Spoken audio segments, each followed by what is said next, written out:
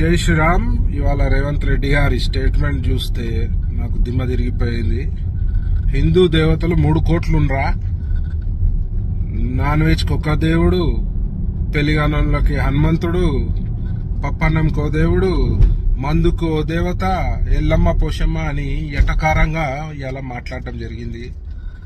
దీన్ని నేను తీవ్రంగా ఖండిస్తున్నా. ఈ యొక్క స్టేట్మెంట్ ని హిందూ దేవతలు 3 కోట్లు ఉన్నారని చెప్పి నువ్వు అపహాస్యంగా మాట్లాడితే నువ్వు ఒక హిందూ ద్రోహిగా మేము అనుకోవాల్సి వస్తుంది. రేవంత్ రెడ్డి గారు ఆల్రెడీ మీరు చెప్తూనే ఉంటారు, కాంగ్రెస్ పార్టీ ముస్లింల పార్టీ, ముస్లింలు ఉంటేనే కాంగ్రెస్ పార్టీ అని.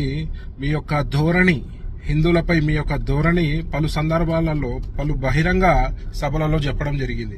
ఒక అడుగు ముందుకేసి వాళ్ళ దేవీ దేవతలని అపహాస్యం చేసుకుంటూ మరి కించపరిచే విధంగా, మరి ఇవాళ దారుణంగా ఇవాళ 3 కోటి దేవతలను అవమానపరిచే విధంగా మాట్లాడడం మాత్రము చాలా తప్పుగా నేను భావిస్తున్నా. దీనిపై పోలీస్ శాఖ కూడా సీఎం రేవంత్ రెడ్డిపై కేసు పెట్టాలని, మరి ఇలాంటి ధోరణి ఉంటే మాత్రం మరి ఎందుకు ఓట్లు అడగనీకి బిచ్చమెత్తుకోనికి మా హిందువుల దగ్గరకు వస్తారని నేను ప్రశ్నిస్తున్నా.